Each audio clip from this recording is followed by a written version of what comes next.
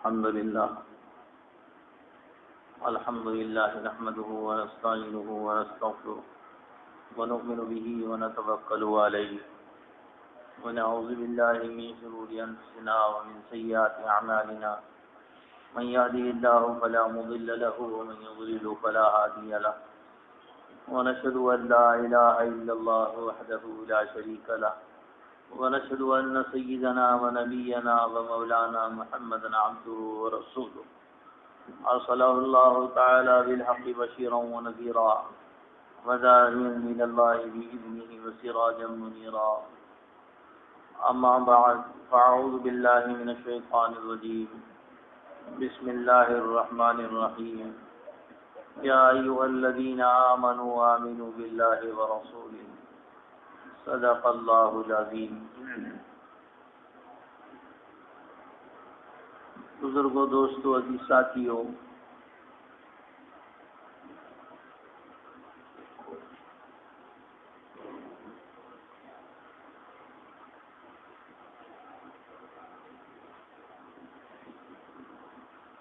اس سے پہلے بھی ایک بات درج کی گئی تھی کہ ہندوستانی جو ہماری معاشرت ہے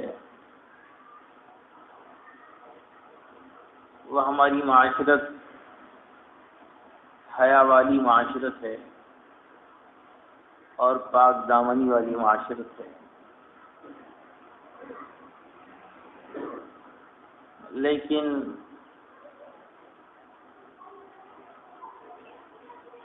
چند برسوں سے عجیب و غریب قسم کے احوال ہمارے اس ملک کے ہوتے چلے جا رہے ہیں۔ جب بھی نیا اخبار ہاتھ میں آتا ہے تو دل کی دھڑکنیں بڑھ جاتی ہیں کہ آج پتہ نہیں کیا نیا کیس ہوگا،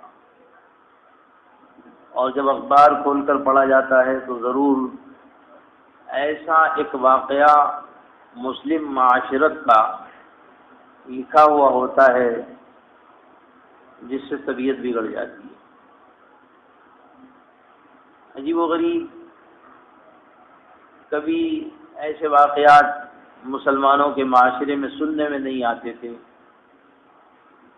اور پڑھنے میں نہیں آتے تھے، ویسے واقعات اب مسلم معاشرے میں روز بروز ہوتے چلے جا رہے ہیں۔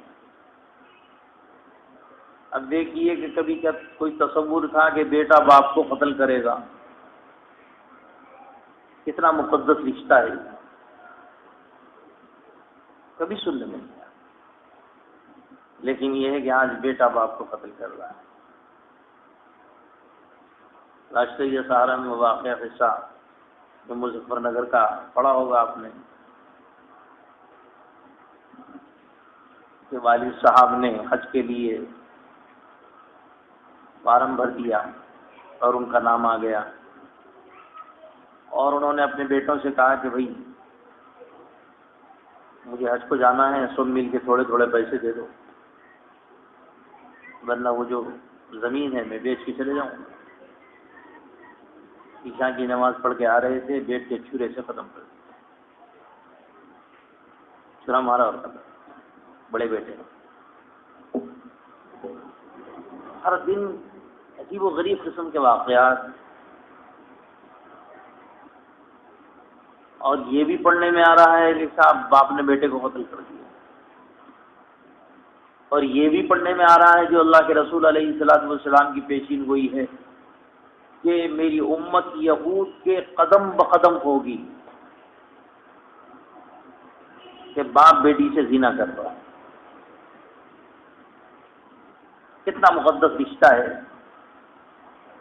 لیکن یہ حالات ہو کیوں رہے ہیں؟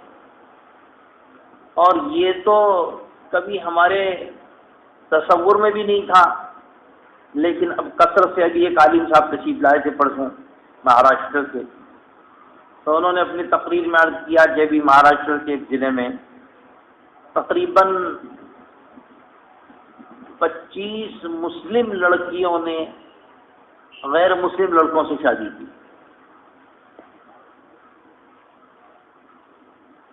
یہ ہمارے مذہب میں کوئی تصور نہیں تھا کبھی مسلم معاشرے کے اندر کبھی اس بات کا تصور نہیں تھا کہ مسلم لڑکی کسی غیر مسلم لڑکے سے شادی کا تصور نہیں ہوتا. سوچنے کا مسئلہ یہ ہے کہ کیا یہ تقریر اس سے رک جائے گا؟ کیا نہیں رکے گا؟ یا کسی مضمون کے لکھنے والے سے رک جائے گا یہ مسئلہ؟ اس کے بارے میں یہ ہے کہ سوچنا یہ ہے کہ اس کے تدارک کے لیے کیا کرنا چاہیے، ایسے حالات کے پیش آنے کے وجوہات کیا ہیں جو دن بدن بے دینی بڑھتے چلے جا رہی ہے. پہلی بات تو یہ ہے کہ ہمارے مسلم گھرانے کے اندر گھروں میں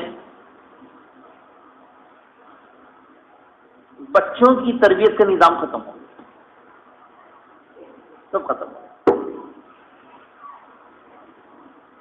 مائیں جو بچوں کی تربیت کرتی تھیں اور جو بچے ہمارے دیندار بنتے تھے،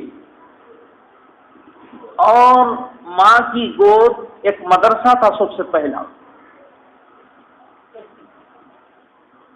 تو ہمارے مسلم معاشرے کے اندر ایسا نظام چلا ہے کہ بچوں کی اور بچیوں کی گھر میں تربیت کا نظام بالکل ختم ہو گیا، الا ماشاء اللہ.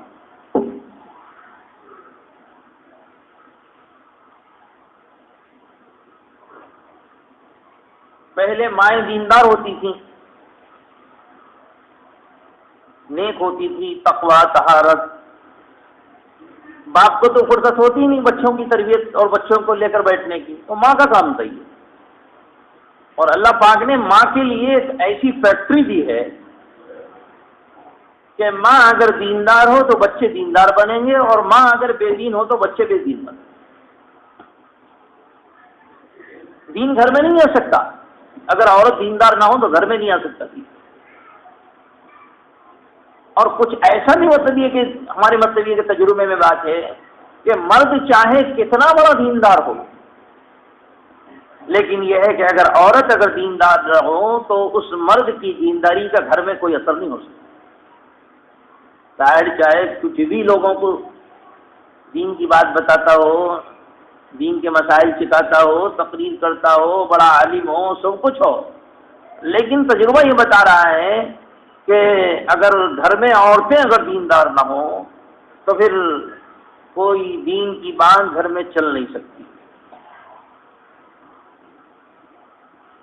دیکھیے کتنے لوگوں کو اور مردوں کو دین کی باتوں کا سننے کا موقع نہیں ملتا جلسوں میں اور جمعہ کے موقع پر، کہیں درس قرآن، کہیں درس حدیث، کہیں جلسے، کہیں سیرت کے جلسے، کہیں کوئی کسی سے تعلق، کوئی دین کی بات تھوڑے دن ہوتے رہتی ہے.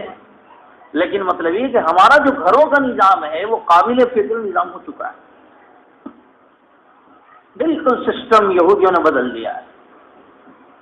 پوری تہذیب، پورا کلچر اور پورا تمدن ہمارا جو آیا ہے وہ یورپ سے آ گیا ہے. اور یہ ٹی وی نے رہی صحیح پوری دینداری ختم کر کے رکھ دیا. اور یہ موبائل تو اتنا بڑا فتنہ ہے، اتنا بڑا فتنہ ہے. ہم رات کو کبھی رات میں جلسوں میں 1 بجے 2 بجے کئی جلسوں سے آتے ہیں تو اس بچے کے ہاتھ میں دیکھو رات کے 1 بجے بھائی کس سے بات کر رہا ہے؟ ماں باپ تو سو گئے ہوں گے، رات کو 1 بجے کیوں بات کر رہا؟ آدھا گھنٹہ بیٹھ کے بات کر رہا، کھڑا ہوا ہے بات کر رہا، کھڑا ہوا بات کر رہا. کیا مطلب؟ ہر لڑکی کے پاس موبائل، ہر لڑکے کے پاس موبائل. ظاہر بات ہے کہ یہ جو آفت آ رہی ہے، یہ جو مصیبت آ رہی ہے، یہ ہمارے ہی کرتوتوں کا نتیجہ ہے. اور ہم نے ہی یہ سب کچھ اللہ کو ناراض کرنے والے اعمال ہم نے پیدا کیے ہیں، اس وجہ سے حالات خراب ہو رہے ہیں. لڑکی کے بعد موبائل کا مطلب کیا ہے بھائی؟ لڑکی سے موبائل کا مطلب کیا ہے؟ کالج میں لڑکی موبائل لے کے جا رہی ہیں، لڑکے موبائل لے کے جا رہے ہیں. ہر لڑکے کیا بھائی اگر کوئی کام کا آدمی ہے، تاجر ہے، مصروف ہے، اس کو کچھ کام ہے تو موبائل کی ضرورت ہے وہ، لیکن خالی کچھ کام نہیں کرتا اس کو موبائل کیا کرنے کا ہے؟ کام کا آدمی تو چلو بھائی یہاں سے وہاں کاروبار ہیں، اس کی یہ ضرورت ہے، وہ ضرورت ہے، کوئی ہے، ٹھیک ہے بات، لیکن مطلب کوئی کام ہی نہیں ہے، اور جس کو کچھ کام نہیں ہے اس کے پاس ہی زیادہ کام ہے آج کل، وہ نہیں زیادہ مضروب ہے موبائل سے. وہ سائنسداں جو بھی کہہ رہے ہوں کہ صاحب اس میں یہ ہو رہا ہے، اس سے چھوڑیے، شرعی اعتبار سے کتنا بڑا نقصان ہو رہا ہے امت کا اور کتنا بگاڑ اس سے پیدا ہو رہا ہے. تو یہ کس کی ذمہ داری ہے؟ ماں کی ذمہ داری ہے، باپ کی ذمہ داری ہے. تو اس وجہ سے ہمارے جو گھر کا سسٹم ہے، یہودیوں نے خوبصورت طریقے سے بے دینی کو ہمارے گھروں کے اندر داخل کر دیا، اور دین کی کوئی بات ہماری عورتوں کے کان میں سننے کے لیے، بچیوں کے کان میں سننے کے لیے کوئی نظام ہمارے پاس برقرار نہیں رہا الا ماشاء اللہ. اللہ جزائے خیر دے یہ تبلیغ والوں کو. ان کے نتیجے میں کچھ دین کی بات ہفتے میں سننے کو مل جاتی ہے، لوگوں کو گھر گھر جا کے پھر کے بیچارے سمجھا دیتے ہیں، یا گھروں میں کہیں فضائل کی تعلیم ہو گئی، ورنہ مطلب یہ کہ کوئی قابو میں گھر نہیں آ رہا ہے. دیکھیے ایک ڈرام ہے،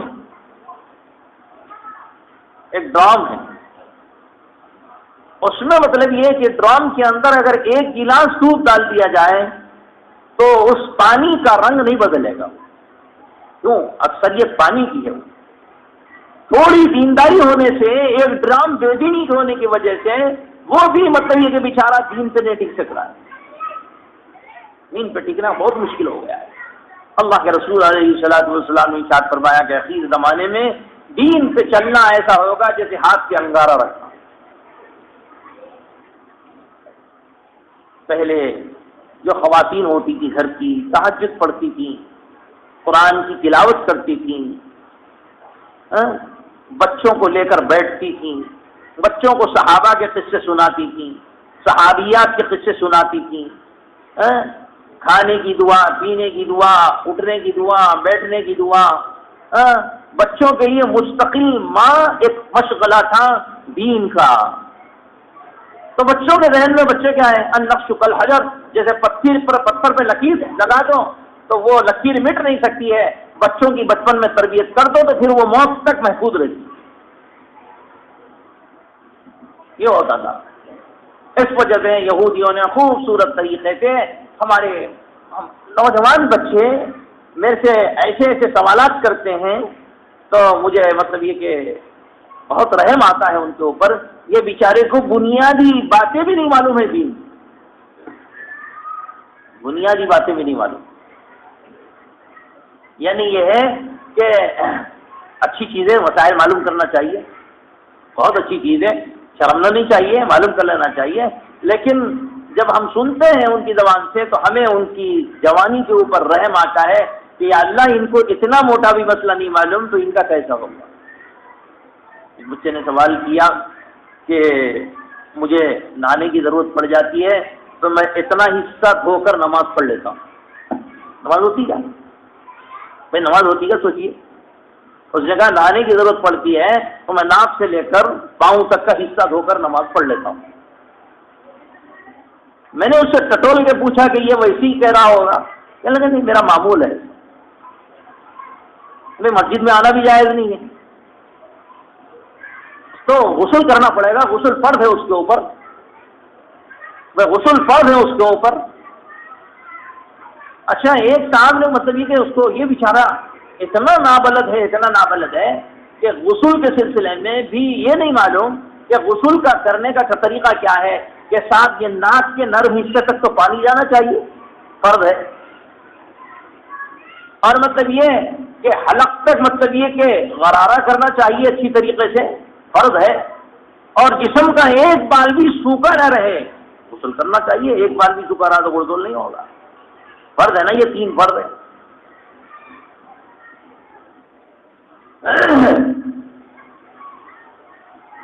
مطلب یہ کہ یہ موٹی چیز بھی بیچاروں کو نہیں معلوم. تو اندازہ لگاؤ کہ کتنی مطلب یہ کہ بے دینی ہمارے گھروں کے اندر ہے اور ہمیں کوئی مطلب یہ کہ ان چیزوں کا احساس نہیں.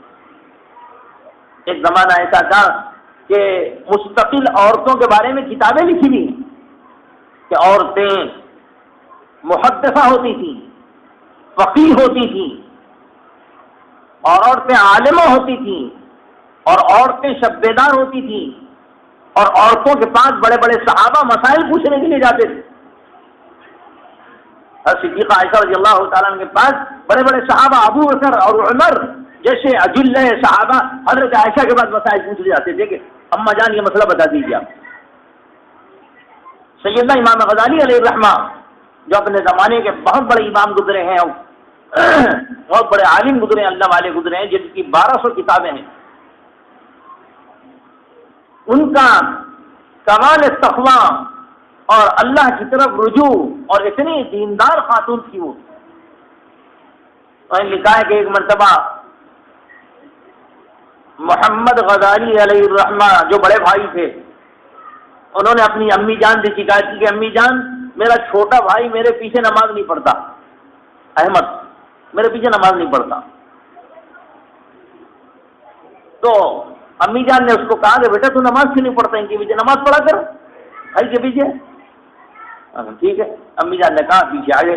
محمد غزالی علیہ الرحمٰ نے نماز پڑھائی، انہوں نے ایک رکعت پڑھی، نماز چھوڑ کے بھاگے.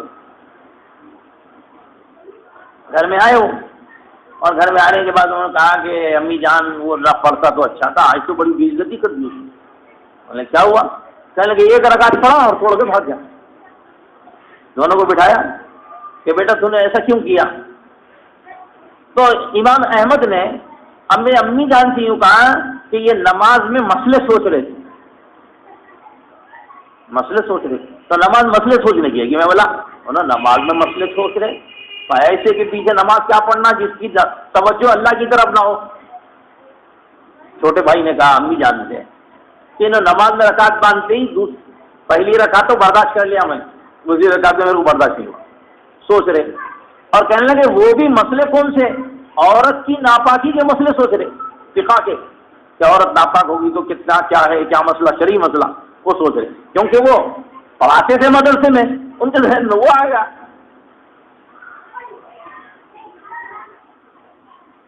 تو انہوں نے کہا، تو امی جان نے کیا کہا، یعنی وہ خاتون کا اندازہ لگائیے کہ اس خاتون کی نماز کتنی بلند ہوتی تھی اور کیسی نماز ہوتی تھی.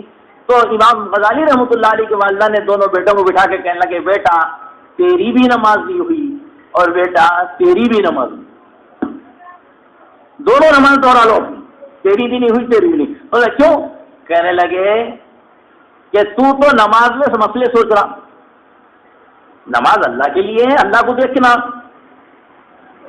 اور تو اس کے دل کو جھانک رہا. چھوٹے بھائی سے کہا تو اس کے دل کو کیوں جھانک کے دیکھا؟ تو ان کا مقام بھی اتنا اونچا تھا، انہوں دل میں سوچ رہے تو پیچھے سے نماز میں سمجھ جا رہے، اس اونچے بزرگ تھے وہ. تو کہنے لگے تیری بھی نماز نہیں، تیری بھی نماز نہیں، تو مسئلے سوچ رہا، تو اس کے دل کو جھانک رہا.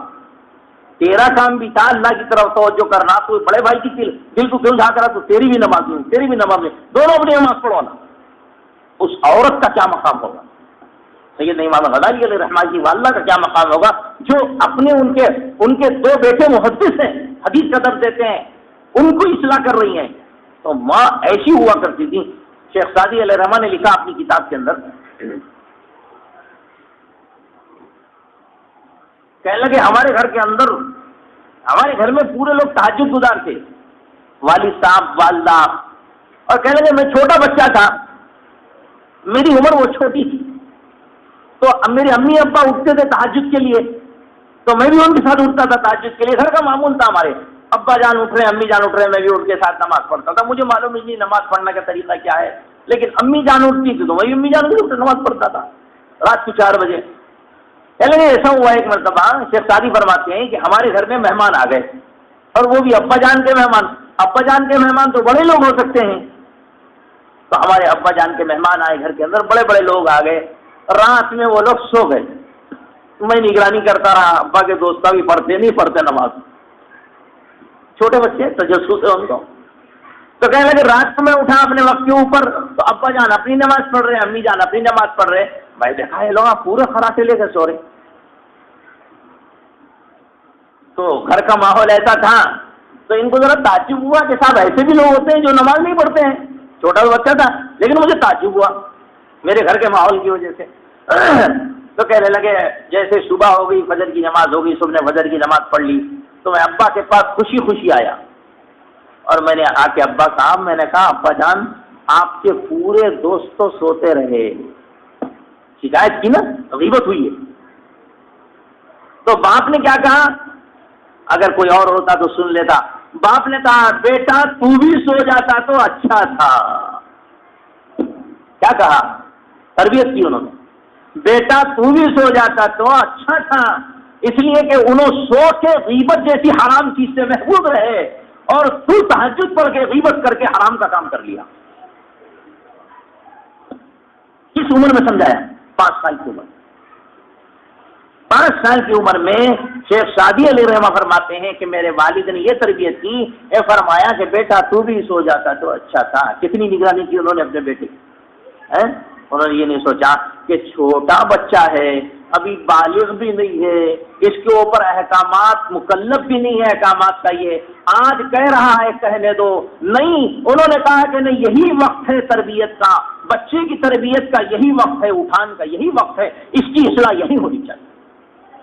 انہوں نے کہا بیٹا تو بھی سو جاتا تو اچھا تھا، تو نے ان کی غیبت کر کے حرام کام کیا، وہ تو سو کے حرام سے محفوظ رہے.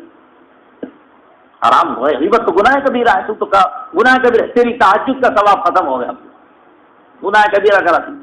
بیٹے کو سمجھایا. بتائیے اندر حضرت مولانا علی میاں صاحب رحمۃ اللہ علیہ فرماتے ہیں میری والدہ حافظہ تھی، میری والدہ حافظہ تھی، اور کہنے لگے کہ میری 5 سال کی عمر میں میری امی جان فجر کی نماز میں لیٹرین کی رائے بریلی کے اندر، گاؤں تھا قصبہ چھوٹا تھا، جو کہنے لگی کہ میری والدہ لالٹین، قندیل جسے کہتے ہیں، وہ لے کر برقع پہن کر مجھے انگلی پکڑ کے مسجد کے دروازے سے اندر چھوڑ کے پھر واپس آتی، اندر چھوڑ کے پھر واپس آتی تھی. کب؟ 5 سال کی عمر. 5 سال کی عمر میں تو بچے میں نماز سے فرض نہیں ہے. کہنے لگے کہ میری والدہ کہہ جاؤں، اور کہنے لگے میرے والدہ سے میں نے ایک مرتبہ 2 چیزوں میں بہت غصہ آتا تھا میری والدہ، کیونکہ میرے باپ کا انتقال ہو گیا تھا، والدہ میری کفیل تھی. تو کہنے لگے ایک تو اگر نماز میری چھوٹ جاتی تو امی جان مجھے کھانا نہیں دیتی، بیٹے سے یہ آج نماز چلے گی تجھے کھانا کھانا جائے گا. اور دوسرے کہنے لگے کہ گھر میں نوکرانی تھی، اگر میں نوکرانی کے اوپر لہجہ اگر میرا نوکرانی کے غلط ہو جاتا تو کہتی کہ بیٹا یہ انسان ہے، اللہ کی بندی ہے، اور تیری عمر کتنی ہے، تجھے حق نہیں پہنچتا ہے کسی بڑے کو اس بات سے کرنے، بڑے کے ایسی بدتمیزی کرنے کا تجھے حق نہیں پہنچتا. اندازہ لگائیے کہ ایک چھوٹا سا بچہ، کیوں معلوم ہے کہ تربیت کا موقع ہی ہے اس وقت یہ ہے کہ بچہ جب چھوٹا ہو، جبھی سے ماں کا کام ہے کہ تربیت کا کرنا، اس لیے کہ بچہ جب بڑا ہو جائے گا تو پھر نہ ماں کی سنتا نہ باپ کی سنتا، نہ ماں کی سن سکتا نہ باپ کی سنتا. حضرت شیخ الحدیث یہی فرماتے ہیں.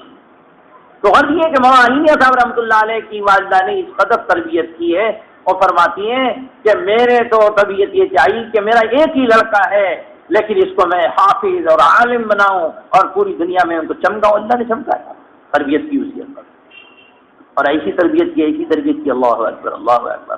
کیونکہ ہم لوگ بچے کیا ہے نا، بزرگوں کی نہ کتابیں پڑھتے، نہ بزرگوں کے قصے معلوم، نہ صحابہ کے قصے معلوم، نہ اولیاء کے قصے معلوم. کرکٹ پلیئر ہو کے سب کی پوری سوانح حیات سے واقف کرے، ہر ایک کرکٹ پلیئر کی پوری داستان. ایک بچے کے پاس تو میں البم دیکھا ہوں، انہیں کب پیدا ہوا، کس کی تصویر، فلاں ملک میں کیسا کھیلا، کتنے سنچریاں مارا، ایسی ازبر مانو. اللہ اکبر. پورا ہیرو ہیروئن کے پورے، ان کے پورے ہر بچے ہر بچی سے سن لو، پوری سوانح حیات سے واقف ہے، کہاں پیدا ہوئے، کیا کرے، سب معلوم ہے. لیکن مطلب ہے کہ ہمارے بچوں کو، ہماری بچیوں کو نہیں معلوم ہے، تو نہ سیرت معلوم ہے، نہ صحابہ کی زندگی معلوم ہے، نہ صحابیات کی زندگی معلوم ہے، نہ اس ملک کے رہنے والے ہمارے بزرگوں کے واقعات معلوم ہے. اس وجہ سے میں سناتے رہتا ہوں جمعہ میں، تاکہ معلوم ہو کہ ہمارے اکابر کیسے تھے، ہمارے اولیاء کیسے تھے، ہمارے اساتذہ کیسے تھے، ہمارے بزرگ احباب کیسے تھے. مولانا علی میاں صاحب رحمۃ اللہ علیہ تو میں نے قریب سے دیکھا اس زمانے میں، یقین میں اس کا انتقال ہو گیا. تو یعنی یہ کہ بڑھاپے کی عمر میں بھی گھر میں ان کی روزانہ ناشتہ جو ہوتا تھا ان کا چائے اور باسی روٹی، رات کی روٹی سے. यूपी में तो यही नाश्ता होता है, एक बिस्किट एक चाय, उसके बाद 11 बजे तक कोई कुछ नहीं खाता हूँ। निज़ाम वहाँ का मामूल है, आप हवा वहाँ की ऐसी है कि वहाँ चाय पी लिए और बिस्किट खा लिए तो 11-12 बजे तक भूख नहीं लगती और खाते भी नहीं लोग। वहाँ खाना ऐब भी है, ऐसा मैंने देखा बुजुर्गों के पास, वहाँ खाना भी ऐब है ज़्यादा, खाने की तरफ उड़ी पड़ना, ये वो उनका मिजाज है, उनको वक्त ही नहीं है इतना। हम जब मतलब निजामुद्दीन गए तो मौलाना उमर साहब पालनपुरी ने 10 रुपये दिए, 10 उलमा थे, 10-10 रुपये दिए। मौलाना इमाम कासिम साहब थे, बड़े बड़े उलमा थे, मैं भी था उनके साथ, 10-10 रुपये दिए और यूँ कहा कि देखो भाई ताज्जुद की वक्त ये नाश्ते के लिए दे रहे हैं आप, ताज्जुद के वक्त नाश्ता कर लेना, हमारे बयान में बैठना। हम बोले भाई बुजुर्गों के पैसे जेब में रख लो, नाश्ता तो बाद में करने का मिजाज है हमारा हैदराबादियों का। तो एक बासी रोटी और एक प्याली चाय, तो ये कि वालदा ने जो आदत डाली थी मौत तक यही निजाम था, मौत तक यही निजाम था। पूरे आलम में बड़े बड़े अवार्ड मिले उनको, सऊदी अवार्ड मिला और फला अवार्ड मिला, करोड़ों रुपए का। लेकिन और यूं फरमाया कि पूरे मुल्कों का सफर किया मैंने, लेकिन कभी किसी मुल्क से कोई चीज खरीद के नहीं लाया, किसी मुल्क से कोई चीज खरीद के नहीं लाया। एक साहब ने चीन की चप्पल दी थी, उसको भी लाके बैतुल खला में रख दिया, बैतुल खला में रख दिया आने जाने के लिए। अजीब व गरीब हमारे अकाबिर हमारे, तो क्यों? उनकी वालिदा ने माँ ने जो तरबियत की थी बचपने के अंदर, सादगी, तवादो, इंकिसारी, हर चीज के अंदर वो मतलब कि आदत मौत तक बरकरार रही। ये माँ का असर पड़ता है बचपने में तरबियत का। हमें शेखुल हदीस मौलाना ज़करिया साहब रहमतुल्लाह अलैह छोटे से बच्चे थे, जिनकी उम्र क्या थी मालूम? 3 साल उम्र थी। और 3 साल उम्र थी तो उन्होंने कहा, हज़रत शेख के वालिद ने मौलाना याया साहब ने, कि बेटा वो तकिया लेकर आ। तो इन्होंने सिर्फ इतना कहा था, अब्बा अपना तकिया लाऊं या आपका तकिया लाऊं? एक खींच के उठा के मारा, अभी से अपना करता है तू, अभी से अपना करता है। कहने लगे, वो एक थप्पड़ ऐसा लगा कि हकीकत खुल गई कि दुनिया में अपनी कोई चीज नहीं है, सब अल्लाह की है, सब अल्लाह की, अपनी कोई चीज नहीं। क्यों? और 3 साल की उम्र। कहने का मतलब ये है कि नंबर 1 ये हालात जो बिगड़ रहे हैं पूरे आलमी तौर पर, और हमारा माशरती जो बिगाड़ पैदा हो रहा है, वो ये है कि हमारा घरों का निजाम दीन का खत्म हो गया। हमारा घरों का निजाम जो इंटरनेट का और टेलीविजन का और मोबाइल का और नावल पढ़ने का और गंदे पिक्चरों के देखने का और सीरियल के देखने का और पोस्टर के देखने का और मोबाइल के खेलने का, सारा निजाम हमारे बच्चों का और बच्चियों का, पूरा हमारा घरेलू निजाम यहूदियों के तरफ से आ गया। और बेदीनी इतनी आई कि अब मतलब ये कि हमारे घर के अंदर जब तक औरतें दीनदार नहीं बनेंगी, जब तक हमारे घर के अंदर दीन का पैदा होना मुश्किल है। यकीन ये बात, मर्द चाहे चल। अच्छा, ठंडे दिल से सोचो, एक साहब मेरे से कहने लगे, रसूमात के ऊपर मैंने बात की थी एक मरतबा कि साहब ये सांचक नहीं होना, ढांचक नहीं होना, ये नहीं होना, वो नहीं होना, ये गलत वो गलत। मैंने कहीं बयान किया था कि साहब ये गलत है, वो गलत है, वो गलत है, सब गलत है। और सुन के बोलेंगे, साहब बातें तो आपकी बहुत अच्छी है मगर घर में हमारी चलती नहीं है। बोला क्यों नहीं चलती? कहने लगे, कौन सुन रहा मुन साहब, अगर हम घर में बोलना शुरू करें तो लड़ाना शुरू हो जाते। बोले इसका मतलब बहुत बेवस हो गए हम लोग बहुत बेवस हो गए। इस वजह से अब ये तकरीर भी ले जाके सुनाना बहुत बड़ा मसला हो गया आजकल। इस वजह से उनका अलग ही कदम करना पड़ेगा। उनका बिचारियों को, वो बिचारियों का क्या कसूर है? उनको दीन की बात सुनने सुनाने का मौका नहीं मिलता। वरना यह है कि अल्लाह जज़ाए खैर से जिन खवातीन की तरबियत हुई है और जिन खवातीन का दीनी मिजाज बना है दावत के उन्वान से या बुजुर्गों की सोहबत के उन्वान से, जो खवातीन बैठ हैं या जो खवातीन दावत और तबलीग के अंदर लगी हुई हैं, या जिन घरों के अंदर तालीम होती है, तालीमी निज़ाम काबू में है, जो दीनदार खवातीन हैं, आज भी अल्हम्दुलिल्लाह ऐसे किस्से उनके भी मौजूद हैं, ऐसे किस्से मौजूद हैं कि जब वो बच्ची का घर में रिश्ता आया तो उन्होंने साफ साफ ये कह दिया अपने अम्मी अब्बा से कि अब्बा जान, अम्मी जान, मैं कह तो नहीं सकती, आपको तहरीर लिख के दे रही हूँ, वो ये कि मेरा रिश्ता ऐसी जगह करिए जिस घर के अंदर टीवी ना हो, जिस घर के अंदर टीवी ना हो उस जगह आप मेरा ऐसा रिश्ता करिए। क्यों? इसलिए कि जिस घर में टीवी होगा मैं उस घर में नहीं रह सकती। अल्लाह का शुक्र है ऐसे भी खवातीन पैदा हो रही हैं दीन की मेहनतों के नतीजे में, उनकी जिंदगी बदे हमने मतलब ये हमारे इल्म के अंदर है, ایسی ایسی خواتین جو میاں بیوی دونوں ہر شو دیکھتے تھے. شو آیا تو سب سے پہلے رہتے تھے انہوں ہمارے شہر میں سب سے پہلے رہتے تھے. لیکن یہ ہے کہ دین کی برکت سے جب دین کے اندر جڑے تو جہاں نابینوں کا پڑھنا، جہاں فلم کا دیکھنا تھا، ان کی پردے کی پابندی، اور مطلب یہ کہ ان کا بالکل نظام ایسا بدلا کہ وہ خواتین نماز کی پابند ہو گئی، پردے کی پابند ہو گئی، اور مطلب یہ کہ ان کے بچوں کو انہوں نے حافظ بنایا، عالم بنایا، دیندار بنایا. معلوم یہ ہوتا ہے کہ گھر میں عورتوں کا دیندار بننا بہت ضروری ہے. مردوں سے بھی زیادہ ضرورت اس بات کی ہے کہ عورتیں دیندار بنیں اور عورتوں کے اندر دینی مزاج پیدا ہو. نمبر ایک، پہلا نمبر یہ، جب تک ہمارا گھر کا نظام دین کا قابو میں نہیں آئے گا، قرآن کی تعلیم ہو، حدیث کی تعلیم ہو، فضائل کی تعلیم ہو، مسائل کی تعلیم ہو، ہمارے بچوں کو لے کر، بچیوں کو لے کر عورتیں بیٹھ کر ان کو اللہ اور اللہ کے رسول کی تعلیمات کو بتائیں، اس سے دل، دماغ، ذہن بنے گا انشاءاللہ. اس کے نتیجے میں آپ دیکھیں گے تو پہلا نمبر ہے. ابھی 2 نمبر باقی، انشاءاللہ آئندہ بات ہوگی. وآخر دعوانا الحمدللہ.